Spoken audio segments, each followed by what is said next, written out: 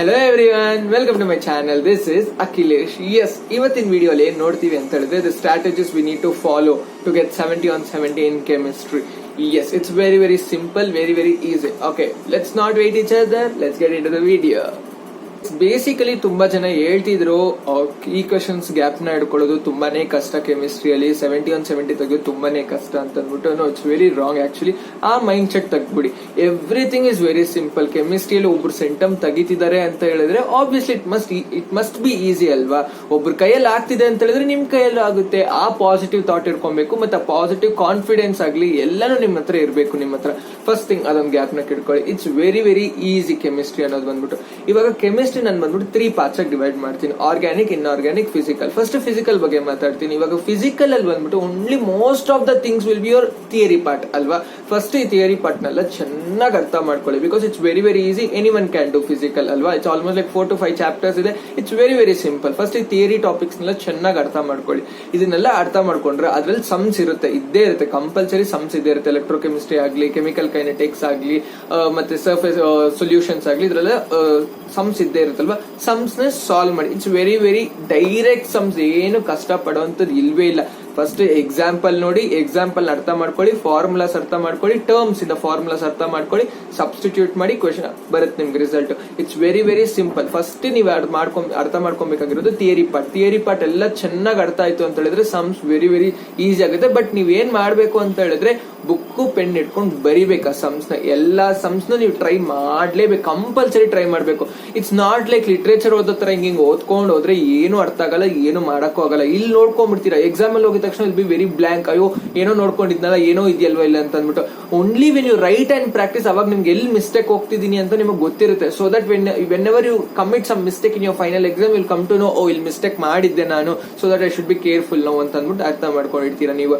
So first physical ಅಲ್ಲಿ ಬಂದ್ಬಿಟ್ಟು theory ಚೆನ್ನಾಗಿ ಅರ್ಥ ಮಾಡ್ಕೊಳ್ಳಿ, all the definitions whatever you have, and then come to the sums. It's very simple, nothing to worry about that. So already ಒಂದು 20 marks ನಿಮ್ pocket ಅಲ್ಲಿ ಇದೆ ಅಲ್ವಾ. ಇವಾಗ ನೆಕ್ಸ್ಟ್ ಥಿಂಗ್ ಬಂದ್ಬಿಟ್ಟು ಆರ್ಗ್ಯಾನಿಕ್. ಜಿಲೇಬಿ ತರ ಮಾರ್ಕ್ಸ್ ಬರುತ್ತೆ ನಿಮ್ಗೆ, ನಿಜಾಗ್ಲೂ ಹೇಳ್ತಾ ಇದೀನಿ, ಅಷ್ಟು ಈಸಿಯಾಗಿ ಬರುತ್ತೆ. ಆರ್ಗ್ಯಾನಿಕ್ ಬಂದ್ಬಿಟ್ಟು, organic you have 5 chapters. First chapter ನೀವು ಅರ್ಥ ಮಾಡ್ಕೊಳ್ಳಿ pattern. The same pattern will be followed for the further chapters. ಏನು ಫಸ್ಟ್ ಬಂದ್ಬಿಟ್ಟು ಪ್ರಿಪರೇಷನ್ಸ್, ನೆಕ್ಸ್ಟ್ ಬಂದ್ಬಿಟ್ಟು physical properties, next chemical properties. ಅದೇ Ramayana for all other 5 chapters ಇರುತ್ತೆ ನಿಮ್ಗೆ. Very simple. ಏನು ಬಹ್ಯಾಟ್ ಹೊಡಿಯೋದು ಇರೋದೇ ಇಲ್ವಾ. Try to understand the mechanism in organic. Organic ಅಲ್ಲಿ ಮಾತ್ರ ಮೆಕ್ಯಾನಿಸಮ್ಸ್ ನೀವೇನಾದ್ರೂ ಅರ್ಥ ಮಾಡ್ಕೊಂಡ್ರೆ ಎಂತ ರಿಯಾಕ್ಷನ್ ಕೊಡ್ಲಿ, ಏನೇ ಕೊಡ್ಲಿ, CET ಆಗಲಿ ಎಲ್ಲ ಈಸಿಯಾಗಿ ಮಾಡ್ಬೋದು. It will be seriously cake walk for you. ಅಷ್ಟು ಈಸಿ ಇರುತ್ತೆ, ನಾನು ಹೇಳ್ತಾ ಇದ್ದೀನಿ, ತುಂಬಾನೇ ಈಸಿ ಇರುತ್ತೆ.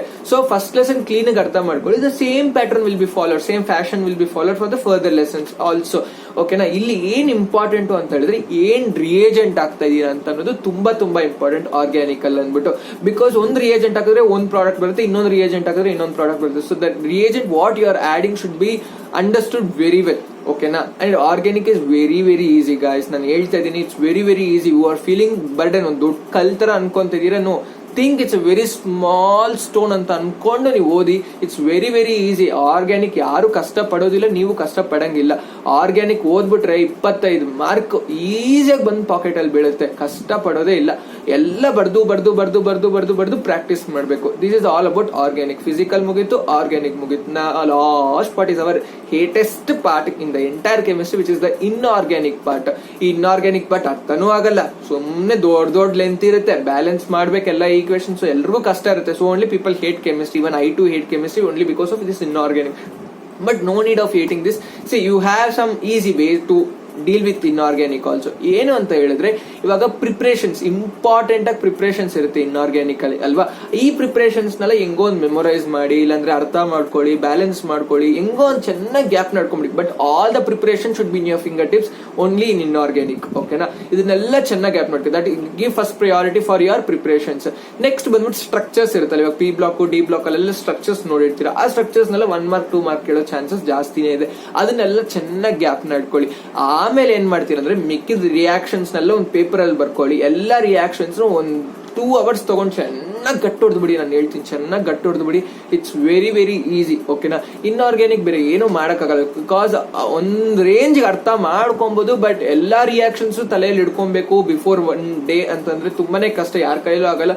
So what I am saying is just first preparations ಎಲ್ಲ ಪಕ್ಕ ಆಗ್ಬಿಡಿ, ನೆಕ್ಸ್ಟ್ ಸ್ಟ್ರಕ್ಚರ್ಸ್ ಪಕ್ಕ ಆಗ್ಬಿಡಿ, ಲಾಸ್ಟಿಂಗ್ ಎಲ್ಲಾ ರಿಯಾಕ್ಷನ್ಸ್ ಒಂದು ಪೇಪರ್ ಅಲ್ಲಿ ಬರ್ಕೊಂಡ್ಬಿಟ್ಟು ಚೆನ್ನಾಗಿ ಗಟ್ಟಿ ಹೊಡೆದ್ಬಿಡಿ. ನಾನು ಹೇಳ್ತೀನಿ ಇನ್ಆರ್ಗ್ಯಾನಿಕ್ ಕೆಮಿಸ್ಟ್ರಿ ಅರ್ಥ ಮಾಡ್ಕೊಳಂಗಿದ್ರೆ ಬೆಸ್ಟ್ ವೇ, ಅರ್ಥ ಮಾಡ್ಕೊಳ್ಳಿ. ಅರ್ಥ ಆಗ್ಲಿಲ್ವಾ ಎಲ್ಲಾ ರಿಯಾಕ್ಷನ್ಸ್ ಗಟ್ಟಿ ಹೊಡೆದ್ಬಿಡಿ.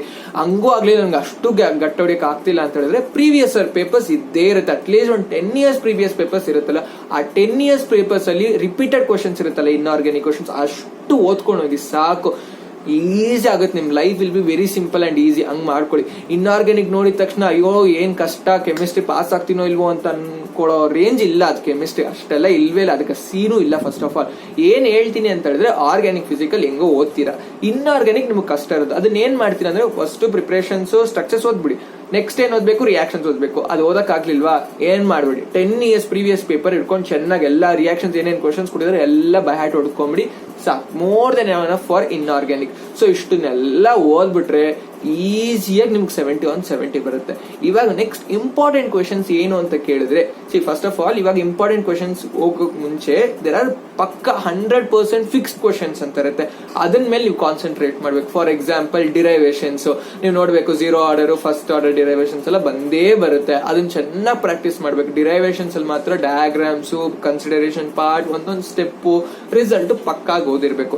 ನೆಕ್ಸ್ಟ್ ಏನೇನಿರೋದು ಮೆಕ್ಯಾನಿಸಮ್ಸ್ 100% ಬಂದೇ ಬರುತ್ತೆ. ಅಟ್ಲೀಸ್ಟ್ 1 ಇಲ್ಲ 2 ಮೆಕ್ಯಾನಿಸಮ್ ಕೊಡ್ತಾರೆ ಒಂದು ಪೇಪರ್ ಅಲ್ಲಿ. ಏನೇನ್ ಮೆಕ್ಯಾನಿಸಮ್ಸ್ ಇದೆ, SN1, SN2, dehydration of alcohol, ಮತ್ತೆ ನಿಮ್ಗೆ nucleophilic substitution reaction of RDH and ketones to KOH, ಇದೆಲ್ಲ ಇದೆ ತಾನೆ ನಿಮ್ಗೆ. ಇದನ್ನೆಲ್ಲ ನೀವು ಮಾಡಿ ಕಂಪಲ್ಸರಿ ಕ್ವಶನ್ಸ್ ಕೊಡ್ತಾರೆ, ಇದನ್ನೆಲ್ಲ ಕೊಡ್ಲೇಬೇಕು ಆ ಪೇಪರ್ ಅಲ್ಲಿ.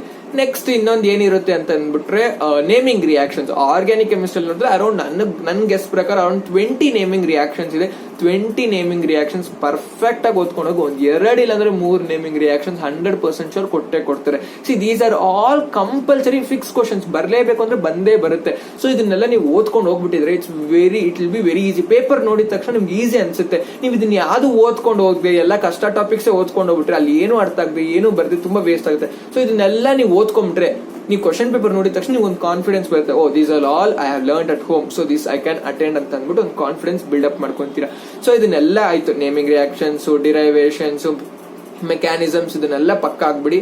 ಫಸ್ಟ್ ಫಿಸಿಕಲ್ ಪಕ್ಕ ಆಗ್ಬಿಡಿ, ಸಮ್ಸ್ ಪಕ್ಕ ಆಗ್ಬಿಡಿ, ನೆಕ್ಸ್ಟ್ ಆರ್ಗ್ಯಾನಿಕ್ ಪಕ್ಕ ಆಗ್ಬಿಡಿ, ಲಾಸ್ಟ್ ಇನ್ಆರ್ಗ್ಯಾನಿಕ್ ಆಗ್ಲಿಲ್ವಾ go to previous year paper ಅಷ್ಟೇ.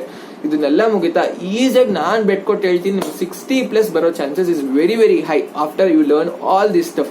ಇವಾಗ ನಾನು ಎಲ್ಲ ಮುಗೀತು, ನೆಕ್ಸ್ಟ್ ಏನ್ ಮಾಡ್ಬೇಕು ಅಖಿಲೇಶ್ ಅಂತ ನನ್ನ ಹತ್ರ ಕೇಳಿದ್ರೆ, ಟೇಕ್ 10 years ಸಾಲ್ಡ್ ಪೇಪರ್. ಏನ್ ಮಾಡ್ತೀರಾ ಅಂತ ಹೇಳಿದ್ರೆ ಒಂದೊಂದು ಕ್ವಶನ್ ಪೇಪರ್ ಇರುತ್ತೆ ತಾನೆ, ಮಾಡೆಲ್ ಕ್ವಶನ್ ಪೇಪರ್ ಆಗಿರ್ಬೋದು, ಯುವರ್ ಫೈನಲ್ ಕ್ವಶನ್ ಪೇಪರ್ ಆಗಿರ್ಬೋದು, ಏನಾದ್ರೂ ಆಗಿರ್ಬೋದು ಅಲ್ವಾ. ಯು ಹ್ಯಾವ್ ನಿಮ್ಮ ಹತ್ರ ಇದ್ದೇ ಇರುತ್ತೆ. ಇದೆಲ್ಲ ಇಟ್ಕೊಂಡು ಏನ್ ಮಾಡ್ತೀರಾ ಅಂತ ಹೇಳಿದ್ರೆ ಸೆಟ್ ಟೈಮರ್ 3 hours ಟೈಮರ್ ಇಟ್ಕೊಳ್ಳಿ. 3 hours ಟೈಮರ್ ಇಟ್ಕೊಂಡು ಒಂದು ಕ್ವಶನ್ ಪೇಪರ್ ತಗೊಳ್ಳಿ, ಒಂದೊಂದ ಹಾನೆಸ್ಟ್ ಆಗಿ ಸಿನ್ಸಿಯರ್ ಆಗಿ ಮಾಡಿ ಒಂದೊಂದು question paper try to solve. ತಪ್ಪು ಆದ್ರೆ ಪರವಾಗಿಲ್ಲ, 670ಗೆ 30 ಬಂದ್ರೇನು ನೋ ಪ್ರಾಬ್ಲಮ್, ಭಯನೇ ಪಡಬೇಡಿ. That's your first step for your destination ಅಂತ ಅನ್ಕೊಂಡು ಪರವಾಗಿಲ್ಲ, ಏನಾದ್ರೂ ಆಗ್ಲಿ ನಾನು ಮಾಡ್ತೀನಿ ಅಂದ್ಬಿಟ್ಟು ಫಸ್ಟ್ ಪೇಪರ್ ಅಲ್ಲಿ 30-20 ಬಂದ್ರೂ ಪರವಾಗಿಲ್ಲ, ಟ್ರೈ ಟು ಸಾಲ್ವ್. ಆಗೋ ಅಷ್ಟು ಮಾಡಿ, ಎಷ್ಟು ಅರ್ಥ ಆಗಿದ್ಯೋ ಎಷ್ಟು ಓದಿದಿರೋ ಅಷ್ಟು ಮಾಡಿ. Try to solve. At the end of the 10th paper you will thank me coming to the YouTube again. ಇಲ್ಲ ನಾನು ಕರೆಕ್ಟ್ ಚೆನ್ನಾಗಿ ಮಾಡಿದ್ರೆ ಅಟ್ಲೀಸ್ಟ್ 70-60 ಬರುತ್ತೆ ನಿಮಗೆ, because all will be repeated questions, ಎಲ್ಲ ಓದಿದ್ದೇ ಕ್ವಶನ್ಸ್ ಬರ್ತಾನೆ ಇರುತ್ತೆ. So it will be very very easy I am saying. But ನಾನು ಹೇಳ್ತಾ ಇರೋದು ನೀವೆಲ್ಲ ಓದ್ಬಿಟ್ಟು ನೀವು ಡೈರೆಕ್ಟ್ ಎಕ್ಸಾಮ್ ಓದ್ರಿ ಅನ್ಕೊಳ್ಳಿ, ಸ್ವಲ್ಪ ಬ್ಲಾಂಕ್ ಆಗೋ ಚಾನ್ಸಸ್, ಭಯ ಪಡೋ ಚಾನ್ಸಸ್ ಜಾಸ್ತಿನೇ ಇರುತ್ತೆ. ಅದೇ ನೀವೇನಾದ್ರೂ ಮನೇಲೆ ಒಂದ್ಸತಿ ಹೋಮ್ ವರ್ಕ್ ಮಾಡಿದ್ರಿ ಅನ್ಕೊಳ್ಳಿ, 10 papers to 20 papers at home, ಏನಾಗುತ್ತೆ ಅಂತ ಹೇಳಿದ್ರೆ ಎಲ್ಲಾ ಕ್ವಶನ್ ಪೇಪರ್ ಈಸಿ ಇರುತ್ತೆ. Same repeated questions final paper ಅಲ್ಲೂ ಬಂದೇ ಇರುತ್ತೆ. ನೀವು ಫೈನಲ್ ಪೇಪರ್ ನೋಡಿದ ತಕ್ಷಣ ಎಷ್ಟು ಈಸಿ ಇರುತ್ತೆ ಅಂತ ಹೇಳಿದ್ರೆ ಇದೆಲ್ಲ ಒಂದು ಪೇಪರ ಅಂತ ಅನ್ಕೊಂಡ್ಬಿಟ್ಟಿರ್ತೀರಾ. ಅಷ್ಟು ಈಸಿ, ಅಷ್ಟು ಕಾನ್ಫಿಡೆನ್ಸ್ ಬಿಲ್ಡಪ್ ಮಾಡ್ಕೊಂತೀರಾ. ಅದಕ್ಕೆ ನಾನು ಹೇಳ್ತಾ ಇರೋದು paper solving is very very important. ಅದು ಸಾಲ್ವ್ ಮಾಡಲೇಬೇಕು ಬೈ ಎನಿ ಚಾನ್ಸ್. ಇಷ್ಟೆಲ್ಲ ಮಾಡಿದ್ರಿ ಅನ್ಕೊಳ್ಳಿ, final paper will be very very ಜಿಜಿಬಿ. 70-60+ ತೆಗೆಯೋದು ತುಂಬಾನೇ ಈಸಿ, ತುಂಬಾನೇ ಈಸಿ. ನಾನು ಹೇಳ್ತಾ ಇದ್ದೀನಿ, ಏನು ಭಯ ಪಡೋದು ಇಲ್ಲ. ರಿಯಾಕ್ಷನ್ಸ್ ಎಷ್ಟು ಪ್ರಾಕ್ಟೀಸ್ ಮಾಡಿ ಬರೀತಿರೋ ಕಲ್ತ್ಕೊಂತಿರೋ ಅಷ್ಟು ಒಳ್ಳೇದು. ನೋಡ್ಕೊಂಬಾರ್ದು, ಭಯ ಹೊಡಿಬಾರ್ದು. Try to write, book pen ಇಟ್ಕೊಂಡು ಬರ್ದು ಕಲಿಬೇಕು ಅಷ್ಟೇ. ಈ ಇಂಪಾರ್ಟೆಂಟ್ ಕ್ವೆಶನ್ಸ್ ಅನ್ನೋದು ಬಂದ್ಬಿಟ್ಟು ತುಂಬಾ ಹೈಲಿ ಕಾನ್ಸಂಟ್ರೇಟ್ ಮಾಡಿ ಫಸ್ಟ್ ಪ್ರಿಯಾರಿಟಿಯಾಗಿ ಇಟ್ಕೊಳ್ಳಿ, ಅಲ್ಲಿ ಮಾರ್ಕ್ಸ್ ಹೋಗೋಕೆ ಬಿಡಬೇಡಿ, ಅದನ್ನ ಮಾತ್ರ ಹೇಳ್ತೀನಿ. ಎಸ್, ಇವಾಗ ನೀವ್ ಹೆಂಗ್ ಓದ್ತಿದ್ದೀರಾ, ನಿಮ್ ಪ್ರಿಪರೇಷನ್ಸ್ ಹೆಂಗ್ ಹೋಗ್ತಿದೆ ಕೆಮಿಸ್ಟ್ರಿ ಅನ್ನೋದು ಕಮೆಂಟ್ ಸೆಕ್ಷನ್ ಅಲ್ಲಿ ಹೇಳಿ. ಅಂಡ್ ಮೋರ್ ಓವರ್ ನನ್ ಮಾರ್ಕ್ಸ್ ಎಷ್ಟು ಕೆಮಿಸ್ಟ್ರಿಯಲ್ಲಿ ಇರ್ಬೋದು ಅಂತಾನು ಕಮೆಂಟ್ ಸೆಕ್ಷನ್ ಅಲ್ಲಿ ಹೇಳಿ. I will say whether my marks are proper or correct or not. Yes, please do like this video, share ಮಾಡಿ. ತುಂಬಾ ಜನ ಅನ್ಸಬ್ಸ್ಕ್ರೈಬರ್ಸ್ ಬಂದ್ಬಿಟ್ಟು ನೋಡಿ ಹೋಗ್ತಿದ್ದಾರೆ, ಬಟ್ ಸಬ್ಸ್ಕ್ರೈಬ್ ಮಾಡಿ, ನಮಗೂ ಮ್ಯೂಚುವಲ್ ಬೆನಿಫಿಟ್ ಇರುತ್ತಲ್ವಾ. So yes, please do subscribe. Yes, thank you.